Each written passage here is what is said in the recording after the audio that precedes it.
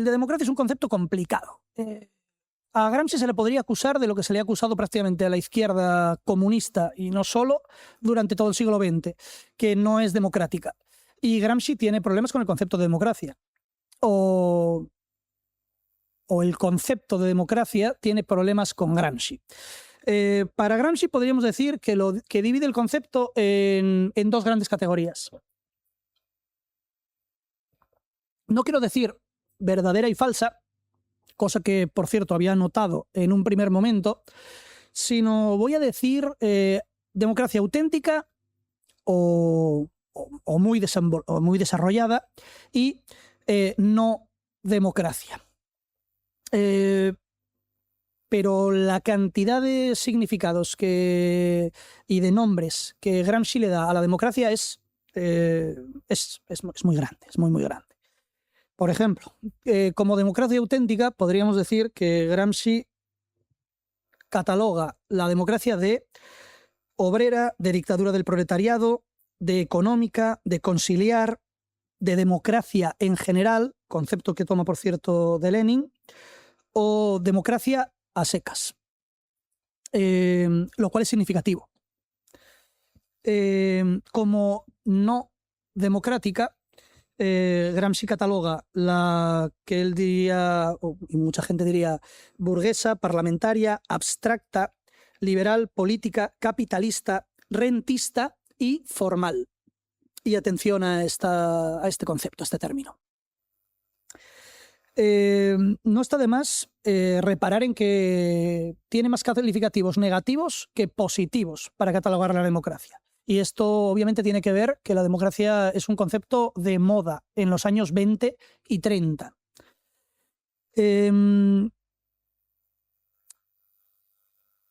Lo que él denomina democracia burguesa o liberal, etcétera, podríamos decir que yo pienso que un concepto más adecuado sería el de democracia parlamentaria y más explícitamente parlamentarismo. O liberal representativa o liberal parlamentaria. De este concepto en general podríamos decir, del concepto de democracia para Gramsci, ahora pasaré a hacer una enumeración, que en primer lugar, para Gramsci la democracia, que solo se basa en las libertades liberales de reunión, asociación, circulación, voto, expresión, etc., es una democracia incompleta. En segundo lugar, que para que haya democracia tiene que existir un vínculo con las masas populares. Esto se ve en los textos 1.17, entre otros. Tercero, que la organización de base le parece genuinamente democrática. Cuarto, que la democracia no nace con el obrerismo, pues hubo proyectos democratizadores anteriores en la Italia del Risorgimento que fueron efectivamente fracasados. En los textos 13 y 14, aunque no solo, esto se ve. Quinto, que toma de Lenin la separación abrupta entre democracia burguesa y dictadura del proletariado, pero también nociones como he dicho antes, democracia en general. En sexto lugar, que es necesario que las fuerzas democráticas establezcan una hegemonía previa. Séptimo, que ha de existir necesariamente una reforma intelectual y moral que conforme una cosmovisión, para Gramsci una concepción compartida del mundo para que pueda haber una democracia.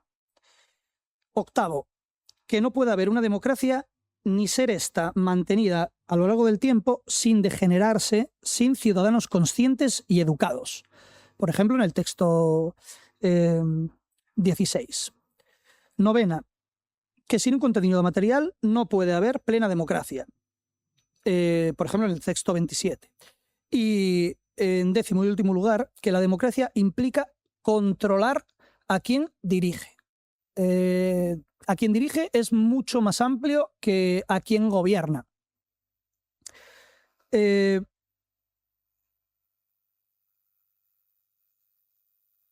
La crítica que Gramsci hace del parlamentarismo podríamos decir que arranca en Marx, o como mínimo Marx establece en La Guerra Civil en Francia. Es un texto, bueno, para el movimiento obrero y no solo, para cualquier marxista y mucho más ampliamente, es un texto casi fundacional en este sentido.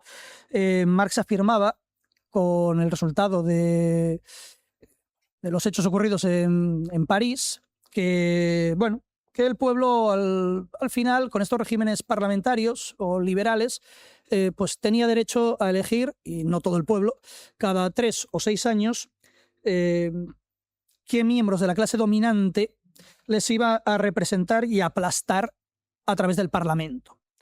Y en el mismo sentido, en el 18 de Brumario, pues critica esa relación, dice, metafísica que tiene la Asamblea Nacional, o sea, el Parlamento o las Cortes en España, las Corts en Cataluña, con la nación. En realidad es una crítica que también hace, por ejemplo, una persona que está en las antípodas de Marx, como Carl Schmitt.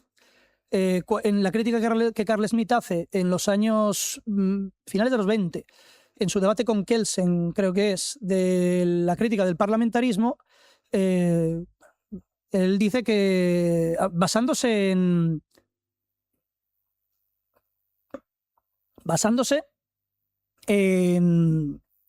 cómo se eligen y cómo funciona, digamos, el Parlamento. La gente va, vota, elige unos diputados y pierde el control sobre lo que ellos hacen. Una cosa que, por ejemplo, durante la Revolución Francesa, durante el gobierno jacobino y durante la Comuna de París, se preocuparon de hacer una representación comisionada. Se nombraba una comisión y se le retiraba la confianza, o si no cumplía la misión para la que se había escogido, o si se le acababa el mandato, digamos, porque había cumplido ya con dicha misión. Carl Schmitt, como digo, señala que el votante pierde el control ya sobre la persona que ha votado, pero en el Parlamento los diputados mantienen durante toda la legislatura el control sobre la persona que eligen para ser presidente o primer ministro. Y es una relación un poco extraña. Bueno, y se ha visto, por ejemplo, en España no hace mucho con la moción de confianza, ¿no?, que quitó al Partido Popular para poner al Partido Socialista. Gaetano Mosca, uno de los autores importantes también para Gramsci, y en el que he introducido un breve fragmento de sus elementos de ciencia política, el referido a la clase política, Mosca, bueno, pues considera que en realidad que tiene un problema con la democracia, él, pero porque considera que es irrealizable bajo la forma liberal de gobierno. Por los motivos también que hemos dado, pero también en la forma de elegir a sus representados. En este sentido, Gramsci comparte en gran medida el diagnóstico de Mosca. Lo lleva más allá, pero esencialmente lo comparte. Y dice que en este sistema de tipo parlamentario o de tipo liberal, de corte liberal, bueno, pues tienen una tendencia casi connatural a la plutocracia. Los ricos o las personas más poderosas, y desde la Revolución Francesa, que ya no es el nacimiento el punto que implica la esencia del prestigio, del poder, sino que es la riqueza, pues, bueno, es una tendencia, digamos, casi natural de este tipo de prácticas políticas. Aquí se basa también mucho, o lo comparte con Lenin, cuando Lenin habla de la democracia para los ricos. Concepto que Gramsci también comparte. El texto de los cuadernos en el que Gramsci más sistematiza esta crítica al parlamentarismo es en el número y la cualidad en los regímenes representativos, el texto 7 de la selección.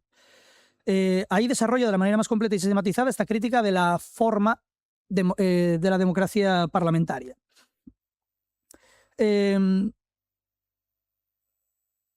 La idea subyacente que comparte con Lenin es que la democracia no puede ser en ningún caso una técnica de gobierno, cosa que se convierte en este tipo de regímenes parlamentarios. Por ejemplo, en cómo, ¿qué puede ser una técnica? Pues orientar al votante, al ciudadano, hacia opciones mayoritarias, con lo cual se corta lo que tendría que ser una base casi nodal de la democracia, como es el pluralismo político. Si al final se acaba articulando en torno a opciones útiles para el votante, pues lo que acaba primando son las opciones mayoritarias. Y aquí se pierde una gran parte de la representación y, por tanto, de la esencia democrática. Podríamos resumir los puntos en los que, digamos que Gramsci sistematiza aquí en los siguientes. El primero, que el número no es ley suprema. Él dice literalmente ley suprema, sino que es una medida de la eficacia y la capacidad, son palabras textuales de Gramsci, de persuasión de las opciones de los pocos. Segundo, que es falso que, abro comillas, el peso de la opinión de cada elector sea exactamente igual. Cierro comillas. Tercero, que, abro comillas, las ideas y las opiniones no nacen espontáneamente en el cerebro de cada individuo, ya que han tenido un centro de formación, de irradiación, de difusión, de persuasión. Aquí, clarísimamente, es una crítica muy actual a los medios de comunicación y en cómo orientan y cómo se coordinan para articular también las opciones mayoritarias, aunque no solo en ese sentido, evidentemente, pero sí como creadores de opinión y de imponer una agenda, ¿no? Una agenda política. Cuarto, que el consenso numérico es sistemáticamente falsificado por la influencia de la riqueza. En este sentido, podríamos decir que están dando un poco vueltas concéntricas, ¿no?, sobre la misma problemática en torno a la plutocracia o a la tendencia hacia la plutocracia de estos tipos de regímenes. Quinto, que los grupos dominantes tienen una capacidad de renovar sus liderazgos mucho mayor que los grupos que aspiran a ser dirigentes.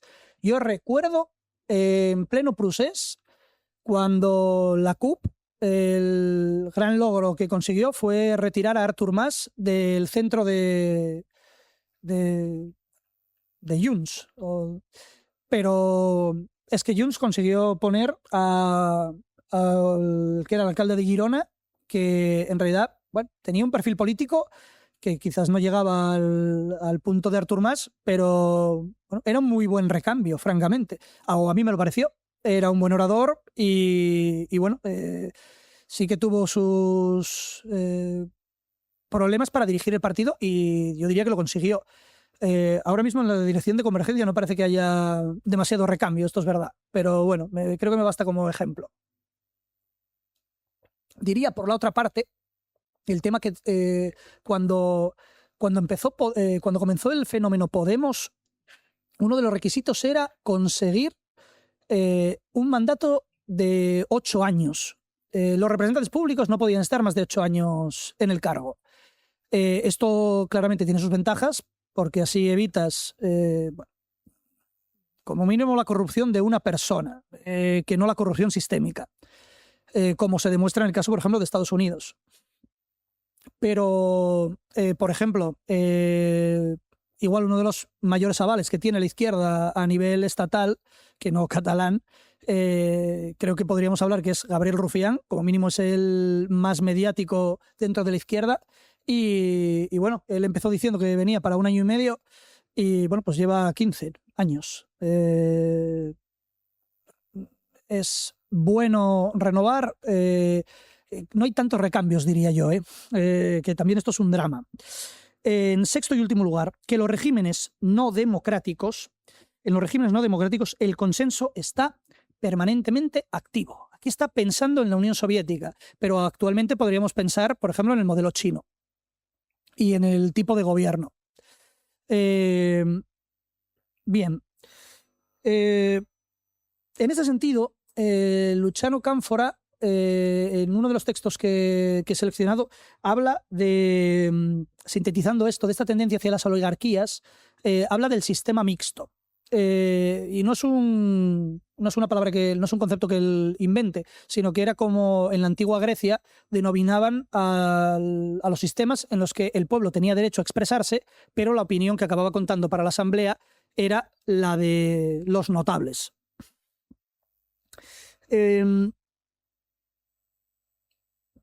Y uno de los conceptos que también toma Gramsci de Lenin es el de dictadura del proletariado. Y este es un concepto problemático.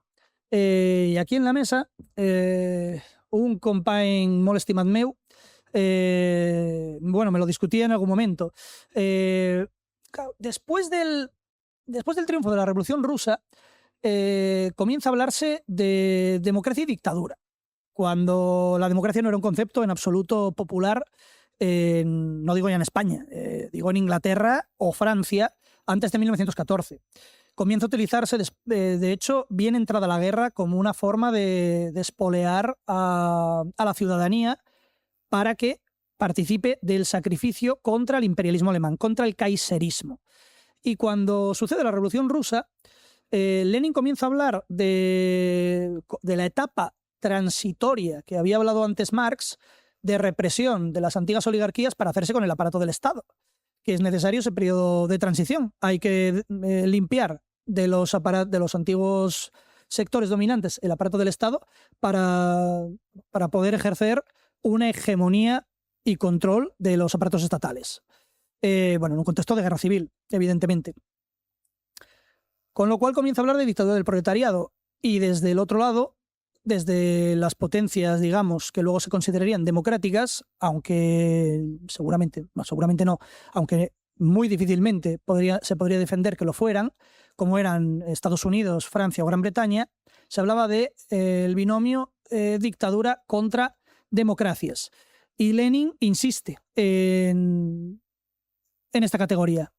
Él habla de democracia de dictadura del proletariado como democracia de los pobres, pero no utiliza el concepto de democracia de los pobres, utiliza el concepto de dictadura del proletariado. Y esto pues dio un gran rédito propagandístico, porque la palabra democracia aún significaba algo muy hondo para la gran mayoría popular de Europa occidental. Como sea, Gramsci lo toma y considera que esto es así, que dictadura del proletariado es una democracia de los pobres. ¿Pero qué entiende Gramsci entonces por democracia? Para él, como mínimo, resulta esencial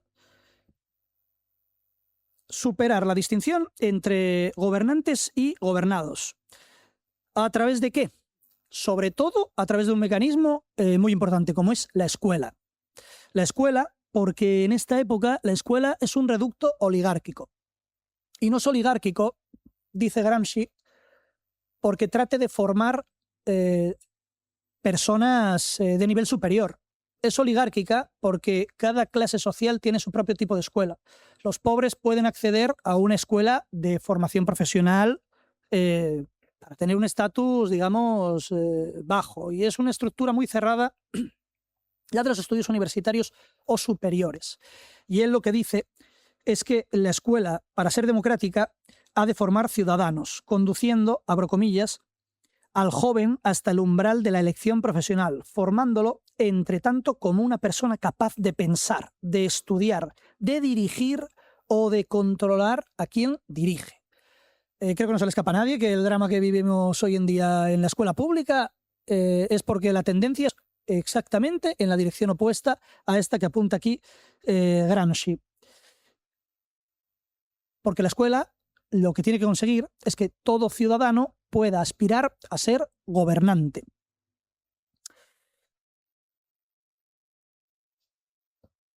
Formar ciudadanos críticos con el poder y los problemas de la cosa pública era esencial para la supervivencia de una democracia, así como también para su llegada. De aquí la importancia de las organizaciones obreras. Son núcleos de educación. De hecho, yo cuando elaboré mi tesis era sobre el proceso de la democratización en España visto desde Barcelona, desde Cataluña. Y preparando esta sesión, me sorprendió mucho que en realidad mi punto era que, contrariamente a la historiografía dominante, que sostiene aún hoy en día que la democracia republicana de 1931 llega un poco casi por accidente, yo sostenía que llegaba a través de un proceso de acumulación democrática. Gramsci este proceso lo denominaría educación, un largo y fatigoso proceso de democratización de las masas, de educación de las masas a través de sus organizaciones sindicales, asociativas, cooperativas, obreras, etc. Partidos, obviamente. El partido, para él, el príncipe moderno, el Partido Comunista, sería un organismo de educación esencial de masas. Y es esencial para la construcción de un Estado democrático que él denomina aquí, en uno de estos textos, 16, 18, 19, socialista y de dictadura del proletariado. Vemos aquí cómo la democracia aquí, digamos, democracia socialista o dictadura del proletariado, pues devienen sinónimos. El texto de Lukács, uno de los textos de Lukács, en realidad es interesante por esto, porque Lukács no habla de deseducación, la forma que tendrían los sectores dominantes o dominantes de conseguir retrocesos en el campo democrático. Lukács habla de desideologización, que es un concepto que casi diría que complementario, que es muy interesante. En este complemento entre Lukács y Gramsci. La deseducación, y esto creo que es un elemento que podríamos luego discutir, creo que es el punto en el que, bueno, después de 1945, hablábamos antes aquí en la mesa, antes de iniciar la sesión, después de 1945, cuando el movimiento obrero el movimiento socialista y comunista conquistan una hegemonía que únicamente, a mi entender, es solo dirigente, no dominante, porque no se hacen con todos los aparatos del Estado. Aunque en muchos casos logren imponer o imponerse en elecciones democráticas, pero no controlan los aparatos del Estado. Pero sí la reforma de una cosmovisión del mundo, o una concepción, que diría Gramsci, del mundo. Como digo, los sectores dominantes, que en aquel momento hubieron de recular y de mantenerse en un estado de hibernación o larvados, en este contexto, a partir de los años, sobre todo los años 70, se comienza un proceso de deseducación, que creo que es en el que más o menos estamos ahora, en el cual se está de acuerdo con destruir las bases del estado del bienestar por considerarlas, bueno, ineficaces o incluso injustas. Injustas incluso con los más desfavorecidos.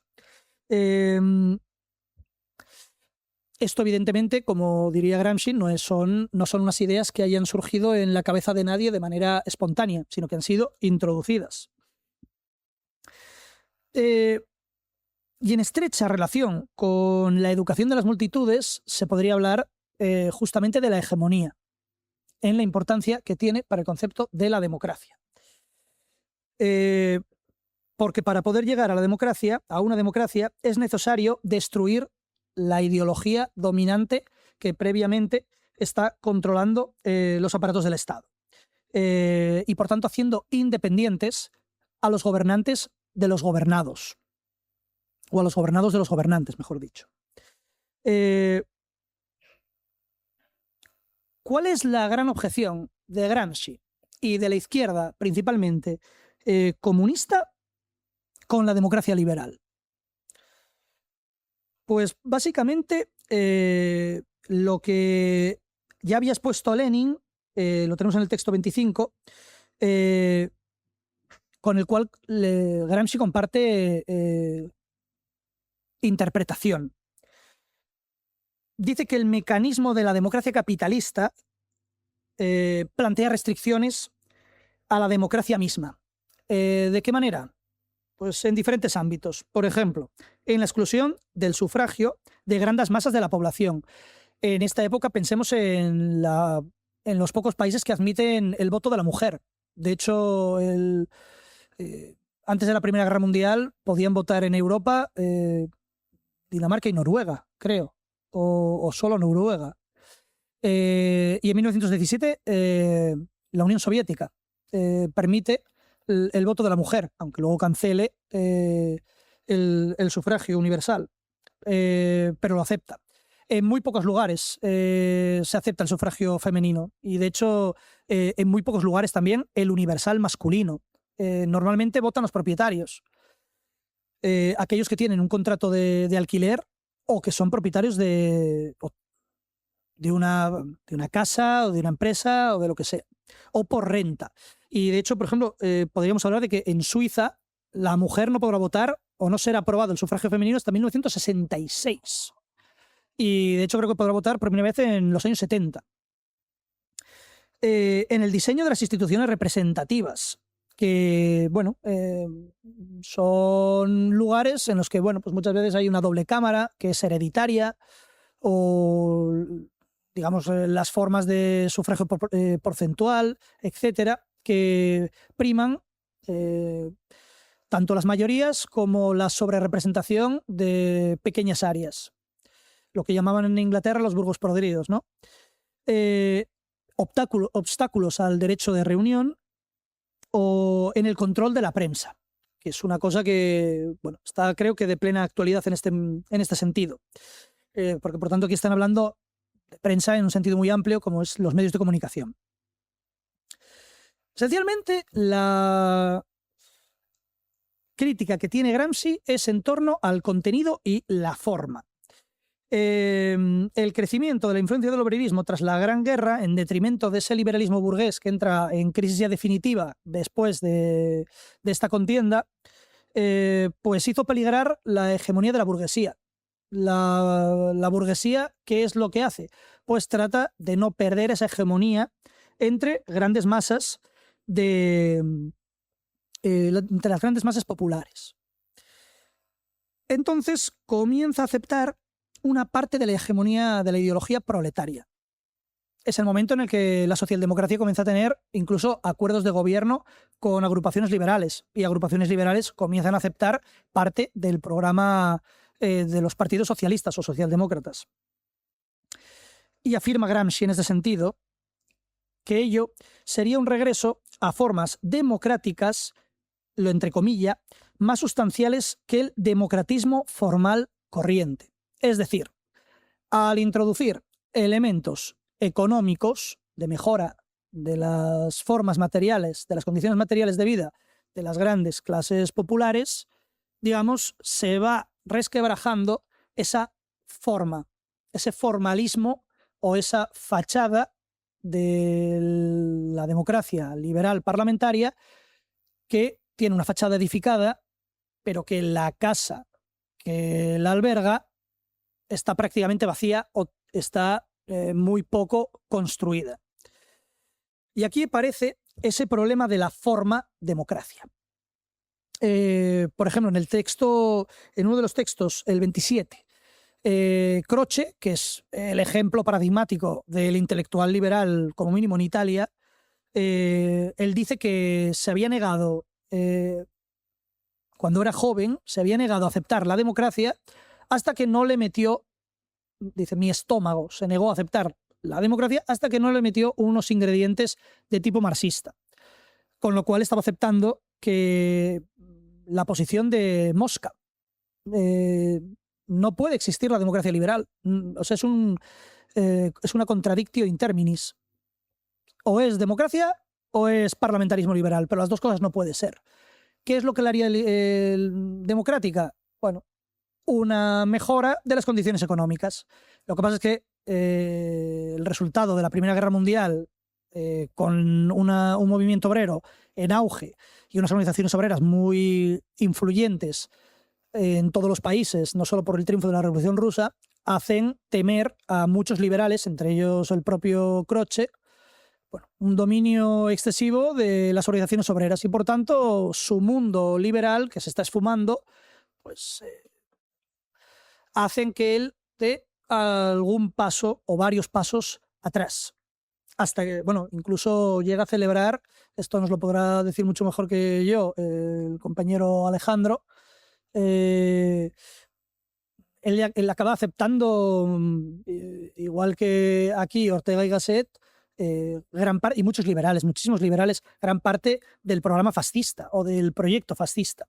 Lo que pasa es que cuando se empieza a llevar a término este proyecto, se echarán atrás y acabarán simpatizando con el movimiento obrero durante las guerras de liberación nacional.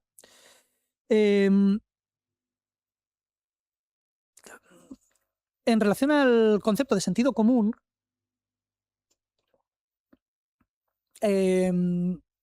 Gramsci dice que, claro, tras la Revolución Francesa, aquí anota una cosa que a mí me parece particularmente interesante, porque uno podría pensar que el concepto de igualitarismo o de igualdad entre las personas es una cosa connatural al ser humano.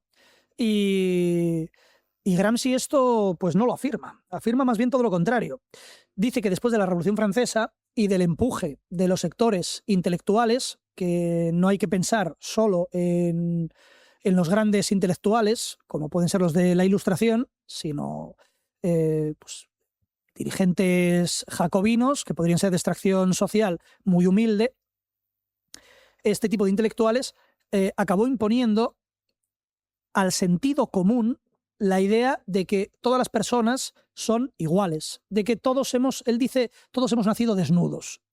Esto era un concepto que incluso en revueltas como la revuelta inglesa del siglo XIV,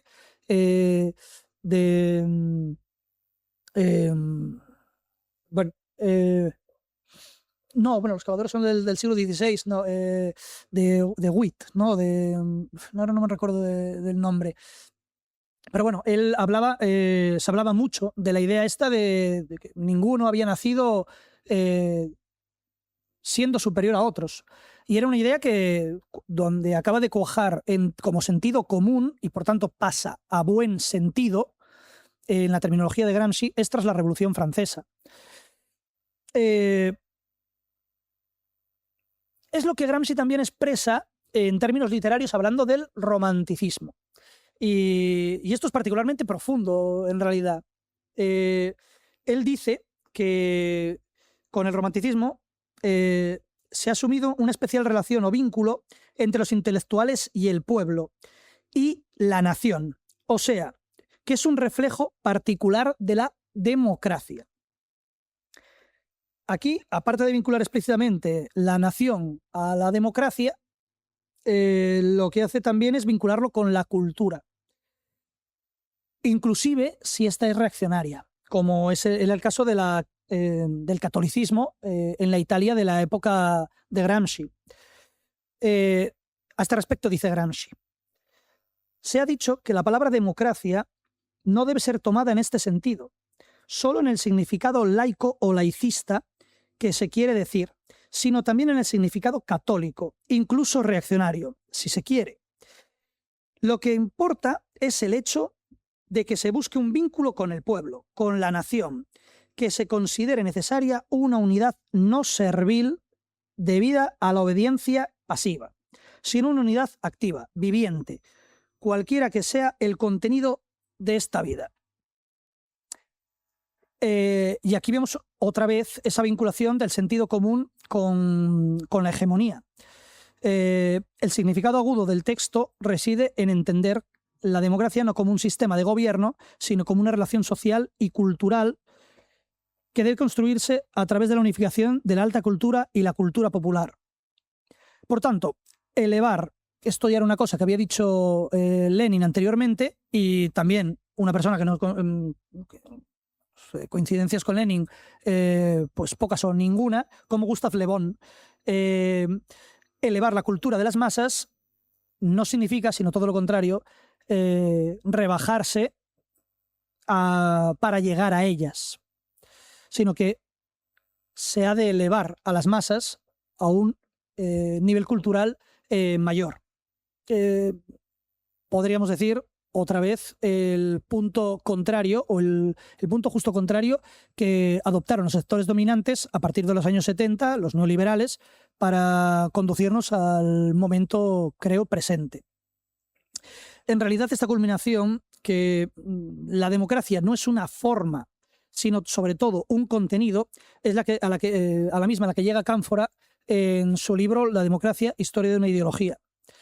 El fragmento que rescato aquí en este sentido es el número 31. Por tanto, y con esto acabo, ¿qué es la democracia para Gramsci? Cuando se hablaba del movimiento turinés, se le había acusado, dice Gramsci, de ser espontaneísta y también voluntarista. lo cual era una acusación contradictoria.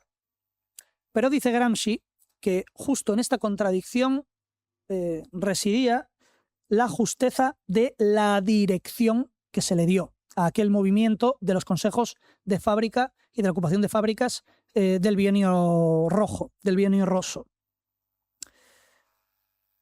Esa dirección, dice Gramsci, no era abstracta. Se aplicaba a hombres reales, formados en determinadas relaciones históricas. Este elemento de espontaneidad no se descuidó ni menos se despreció. Fue educado, orientado, depurado de todo elemento extraño que pudiera corromperlo, para hacerlo homogéneo, pero de un modo vivo e históricamente eficaz.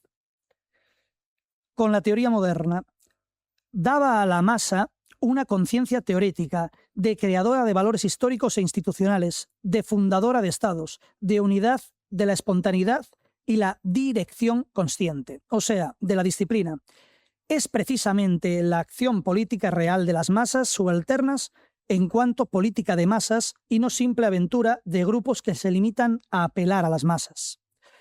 En otro texto muy conocido suyo, y que de hecho otro compañero también había rescatado para su selección en su propio seminario, Gramsci apuntó que la supremacía de un grupo social se manifiesta de dos modos, como dominio y como dirección intelectual y moral.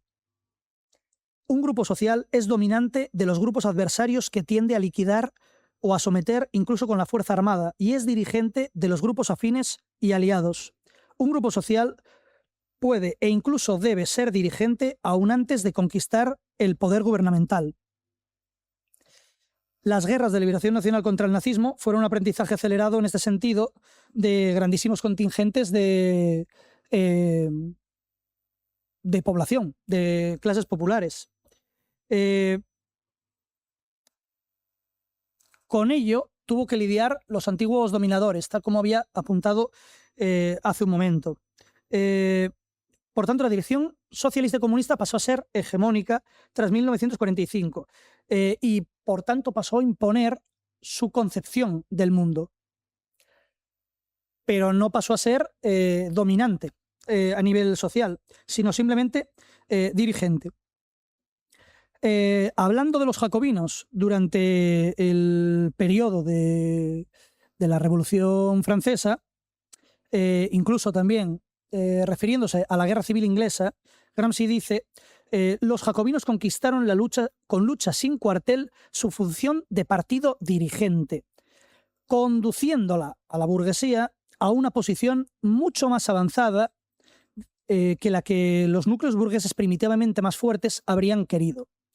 Y de hecho, esos grupos burgueses dirigentes anteriores o dominantes a lo que trataron sistemáticamente fue de ganar tiempo esperando que se rebajara el empuje revolucionario, cosa que acabará pasando cuando los jacobinos tengan problemas con los grupos de proletariado urbano de sans-culottes.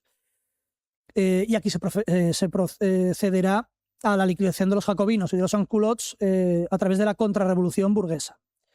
Así pues, toda gran revolución trata de forzar, dice Gramsci, la situación y de crear hechos consumados irreparables, empujando hacia adelante a la burguesía a fuerza de patadas en el trasero.